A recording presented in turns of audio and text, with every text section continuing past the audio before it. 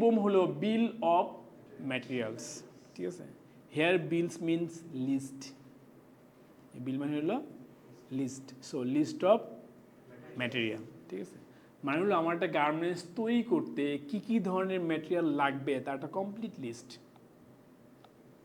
একটা পিন লাগলে পিনটা ওখানে থাকতে হবে, সুতা লাগলে সুতা থাকতে হবে, ঠিক আছে। একটা ক্লিপ লাগলে ক্লিপটা থাকতে হবে, ছোটো একটা স্টিকার লাগবে সেটা ওখানে থাকতে হবে। সো এই বিল অফ ম্যাটেরিয়াল তৈরি করতে পারাটা ইজ এ গুরুত্বপূর্ণ স্কিল। যে কোনো একটা টেক্সটাইল পাওয়ার পরে বা গার্মেন্টস অ্যানালাইজ করার পরে এই বিল অফ ম্যাটেরিয়ালটা প্রপার ওয়েতে তৈরি করতে পারা এটা মার্চেন্টের জন্য খুবই গুরুত্বপূর্ণ একটা স্কিল। কেন আপনি এখানে যেটা ভুল করবেন সেই জিনিসটা আপনার প্রপার ওয়েতে ডেভেলপ করা হবে না, বায়ার থেকে অ্যাপ্রুভাল নেওয়া হবে না, বুকিং দেওয়া হবে না, ইন হাউস করা হবে না। কখন ধরা পড়বে? করতে গিয়ে, কাজ করতে গিয়ে দেখবেন ঠুস করে আরে এটা তো বাদ পড়ে গেছে, ঠিক আছে। সো এটা বাদ কখন পড়বে না? যদি আপনি শিখেন how to prepare bill of material, মানে বোম, মানে কীভাবে বোম তৈরি করতে হয়। মানে বোম পড়লে যেন মানুষের জীবন শেষ হয়ে যায়, আর মার্চেন্টের জীবন রক্ষার জন্য এই বোম, ঠিক আছে না? আচ্ছা নিবে। সো পার্চেজ অর্ডার কীভাবে হ্যান্ডেল করবেন, ক্যাপাসিটি বুকিং কীভাবে দিবেন, মানে ফ্যাক্টরি তো আপনি আজকে কালকে প্রোডাকশনে ঢুকবে, আজকে প্ল্যানিং করলে তো হবে না, আগে থেকে প্ল্যানিং করতে হবে, ঠিক আছে। মনে করেন আপনার 20 জন মার্চেন্ট আছে, ফ্যাক্টরি ক্যাপাসিটি 15 লাইনের, অ্যান্ড 20 জন মার্চেন্ট বললেই কি তারটা প্রোডাকশনে ঢুকাবে? আগে থেকে প্ল্যানিং কী করতে হবে?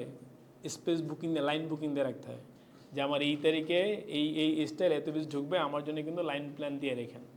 সো যে সুন্দর করে গোছায় এরকম প্ল্যানিংকে দিবে তার অ্যালোকেশনে প্রপারলি হবে। আর যে গোছায় দিতে পারবে না অথবা দিল কিন্তু ম্যাটেরিয়াল ইনহাউস করতে পারলো না, তখন সে প্রপার ওয়েতে লাইনটা পাবে না, আর তার অর্ডার তখন ঠিকমতো ইনপুট না হওয়ার কারণে অন টাইম ডেলিভারি হবে না। দোষকার, ঠিক আছে না? কিন্তু সম্পর্ক নষ্ট হবে ফ্যাক্টরির সাথে বাইরের। এই জন্য মার্চেন্টের ভূমিকাটা খুবই গুরুত্বপূর্ণ। আরেকটা গুরুত্বপূর্ণ কথা যেটা আমি সবসময় মাথায় রাখি, মানে আমি যখন গার্মেন্টস সেক্টরে পড়াশোনা শুরু করি তখন, সেটা হলো আমাদের ফ্যাক্টরিতে যে মেশিনগুলো আছে, আমাদের ফ্যাক্টরিতে কী আছে? কী মেশিন? Sewing machine. এটা হলো ডলার মেকিং মেশিন। কী তৈরি করে মেশিন? Dollar making machine. এই মেশিনে কী তৈরি হয়? ডলার তৈরি হয়। কারো ডাউট আছে বিষয়ে? হ্যাঁ, আমাদের ফ্যাক্টরি যে সুইং মেশিনগুলো সেগুলো কী তৈরি হয়? ডলার। এটা চিন্তা করে দেখেন তো টার্মটা রাইট কিনা। এইটুকু যদি আপনার মাথার মধ্যে থাকে যে আমাদের সুইং ফ্লোরে যে সুইং মেশিনগুলো আছে সেই মেশিনগুলো কী তৈরি করে? ডলার তৈরি করে। তাহলে কি আপনি সেই মেশিন বন্ধ দিয়ে দিবেন?